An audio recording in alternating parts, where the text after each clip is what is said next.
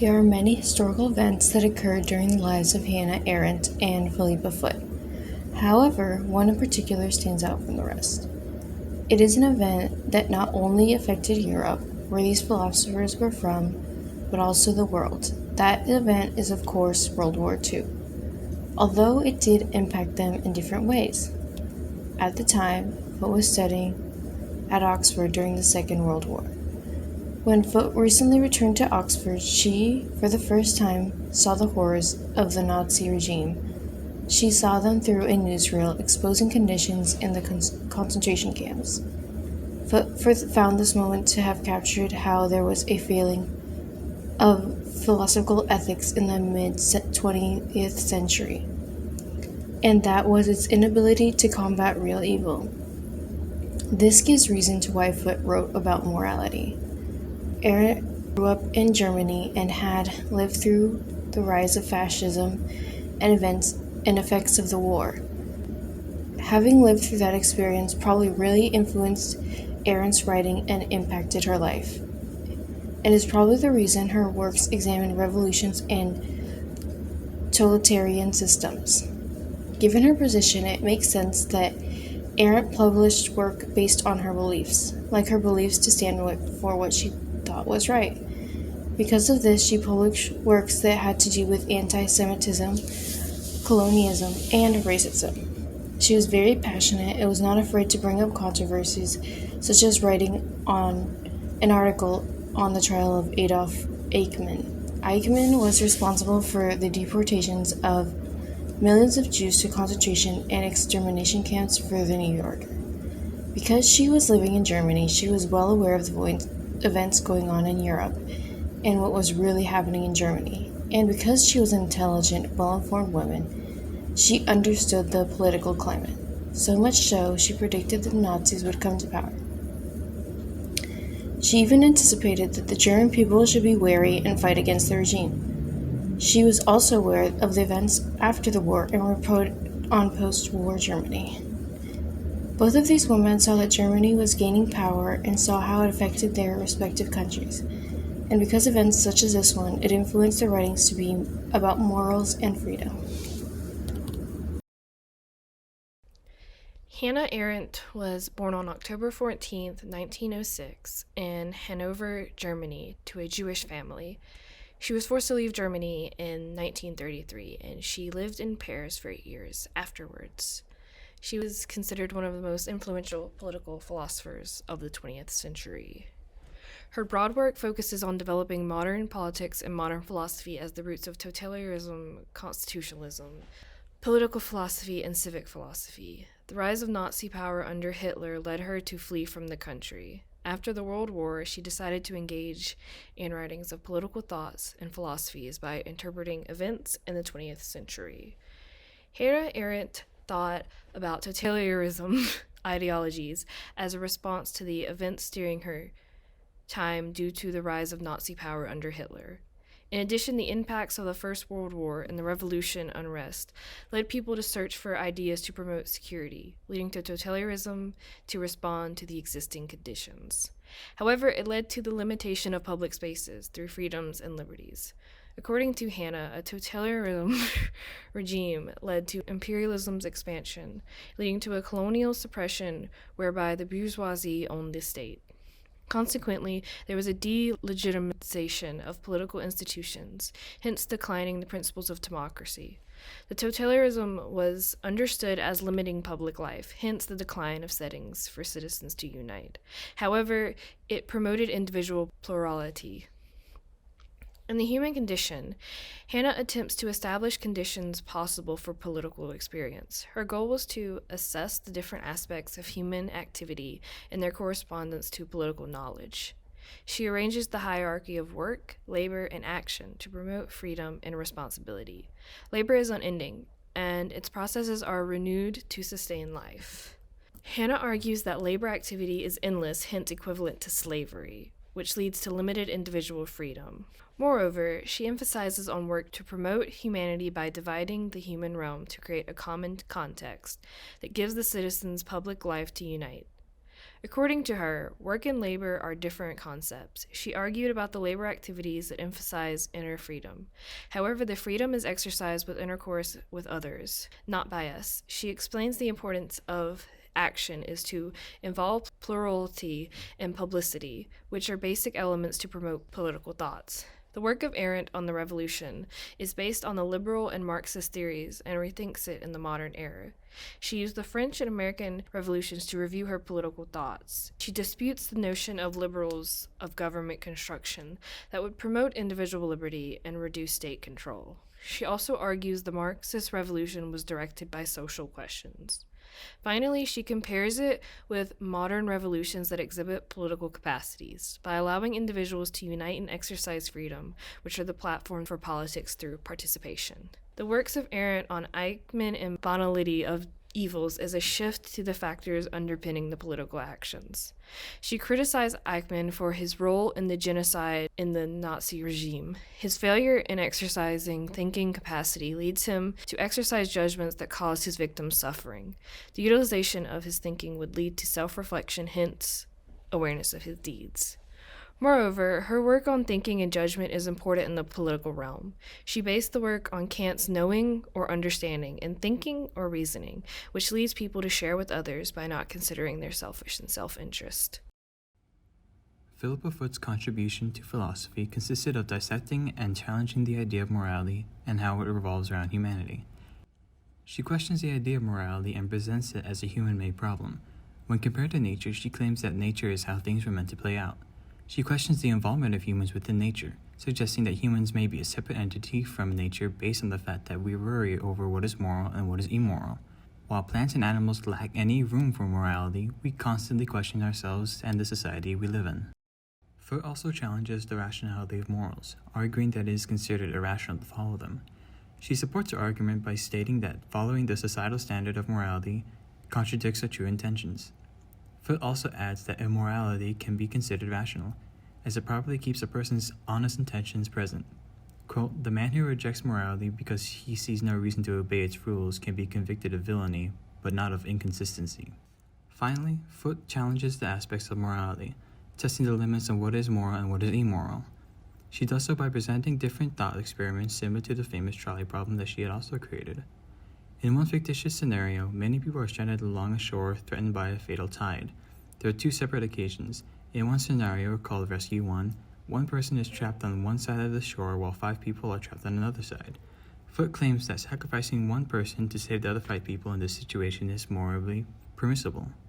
However, in another situation called Rescue 2, the circumstances require you to run over a person in order to save the 5 people. Foot claims that this is immoral despite the net gain of safe victims. She claims that not interfering is more important than purposely taking one's life in order to save the others.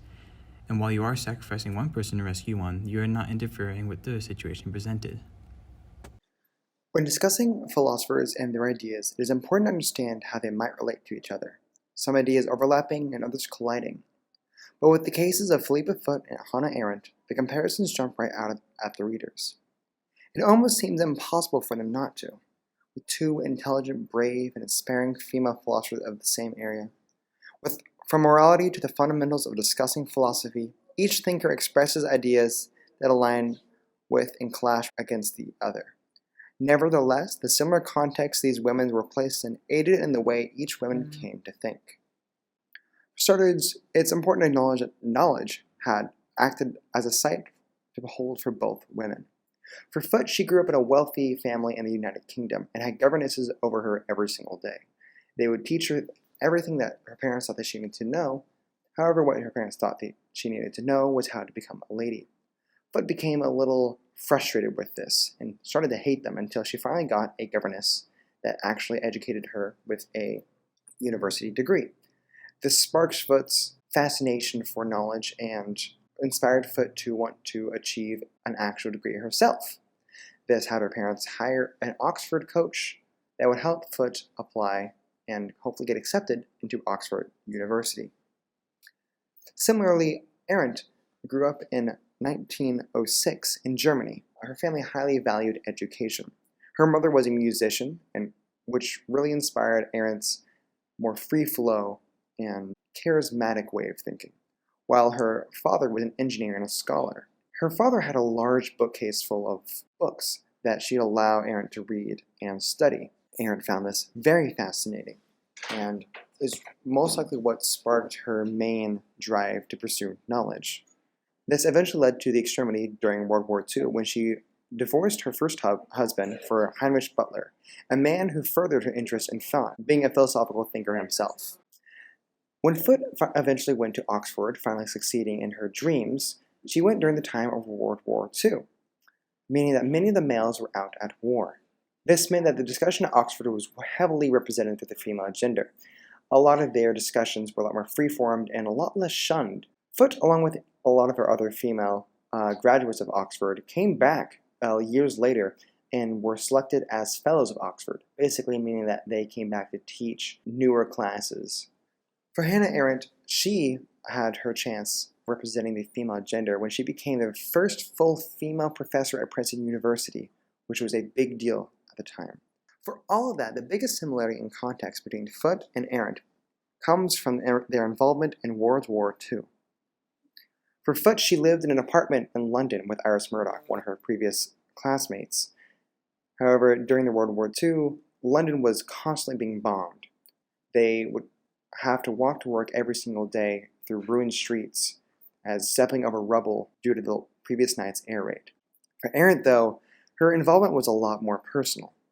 Arendt grew up in a Jewish household in Germany, so when World War II started to get into the thick of it, she escaped from Germany to France.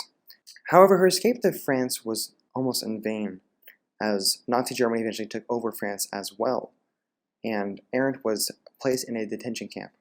While not horrifically brutal as the concentration camps, the detention camps were still very taxing on an individual, many dying. But Arendt wouldn't let this be the last of it. With her newfound lover, Heinrich, she escaped the detention camp and fled to America. As one can expect, the war definitely changed these women. For Arendt, a lot of the future philosophers weren't able to put her in a box. That's because Arendt, on many of her ideals, would choose a more so third party and forming it into her own opinion, sometimes swaying to one side or the other, and would gain a lot of traction that way. For Foote, she only ever wrote a few books, but say that that's all that she really needs. As a philosopher needs a better nose for tracking out smarter ideas than a faster hand. This eventually led Foote to take the stance of cognitivism, which was very controversial at the time, as we're about to get into. Silenced by gunfire for too many years, they both outstretched their voices with ideas so bold they couldn't be overlooked. However, inspecting their work is where the departure from similarity truly begins. For Foote, her differences begin with the trial of Adolf Eichmann. Eichmann was a Nazi high official during World War II who was truly the one behind organizing the Holocaust. He was in charge of directing who would get on the trains, knowing certain trains were filled with Jews who would survive and those who would die on the trip there. Foote, as well as, of course, everyone else at the time, despised Eichmann's actions and wanted him punished, but was frustrated by how long his trial truly took, even though everyone there was, including himself, was fully aware of what he had done. She said it was almost meaningless talk of morality, which transitions into Foote's opinions on philosophical discussion. Foote, as you can tell from the trial, was very irritated by how long discussions would take when it came to morality. She said that why can't we just use words like good, bad, rude, kind, and pride in those discussions? While others would argue that they change from case to case, Foote decided that the best solution to this would be to identify them individually, adding principles to all of them. Adding principles to these terms would allow them to be connected to an individual and make the verdict of these trials a lot quicker and almost get rid of all of the hogwash in between discussions. This really amplified when you look at her belief in cognitivism.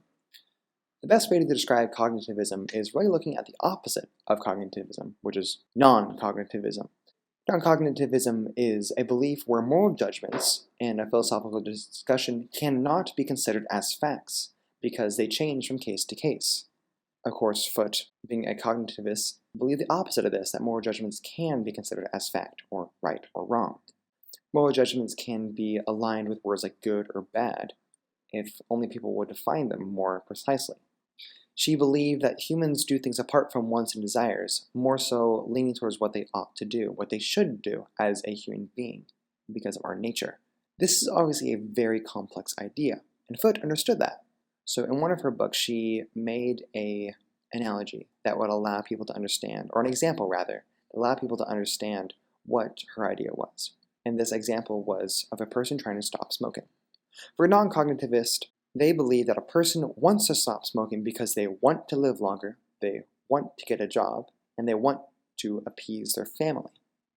But a cognitivist would argue that a person ought to stop smoking because they should want to survive due to human nature. These are separate from wants and desires.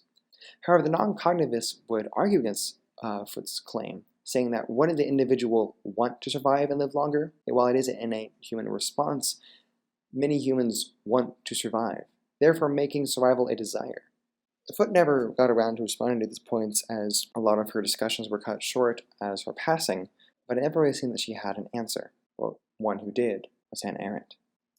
Opposite to Foote, Arendt found great importance to conversation and philosophy. Arendt believed that the process by which people even begin to think is connected to a conversation, internal or external. In a human brain, she explains, there are two or more voices that dictate every thought one thinks. These two voices discuss, they jump from topic to topic, and even disagree at times. While these conversations may vary from person to person, there's always internal dialogue. This way of dissecting thoughts would strongly imply that conversation helps people's minds grow and evolve, something Arendt made very clear in her writing. So, when in discussion between two or more individuals, the audience of thought grows exponentially. Multitudes of voices, each with different perspectives and experiences, stack in the eyes of knowledge. Even when individuals disagree on something, as shown often in the 2014 movie Hannah Arendt, one can still grow and learn from the conversation, if not learn even more. Compared to Foote, Arendt advocates looking at all perspectives on a situation, looking for everyone's perspective on a case. Arendt saw the same Eichmann case as Foote, going as close as acting as an official reporter of the event for a New York newspaper company. And while Arendt also believed Eichmann should be executed for the tragedies he's committed, she also took time to evaluate his psyche and try to understand what's going on inside of his head. According to her, Eichmann is the most normal person in terms of everything but the conversation going on inside of his head. What made him special is that, while one of the voices in his head was his own, the other voice was the ideology that he'd sworn to, in this case the Nazi regime. To show an example of this, during his trial, Eichmann stated that he would shoot and murder his own father if informed by a Nazi officer that his father wasn't in line with their beliefs. Because while in Eichmann's head, the initial thought process was, should I kill my father? The Nazi other voice in his head would say, absolutely, he's a traitor to our kind. While her evaluation at the time was not popular with the public at all, many thinking that she was siding with Eichmann, that couldn't be further from the truth. And her evaluation of Eichmann's psyche helped philosophers understand other radical inmates to this day. Hannah Arendt once said, "The ideal subject of totalitarianism is people for whom the distinction between fact and fiction, true and false, no longer exists." Despite the close similarities in growing up in a common world, Eichmann's child inspired vastly different approaches to thought for both women. For Arendt, it sparked her fascination with conversation, yet for Foote, it diminished hers. While these connections may be enough, in taking inspiration from Arendt's beliefs, adding another perspective to the conversation sparks a whole new frame to discuss. Alright, so contemporaries' beliefs and philosophy, specifically in comparison to Foucault. Overall, Foucault and the contemporaries chosen, Hannah Arendt and Philippa Foote, do not seem to have all that much in common.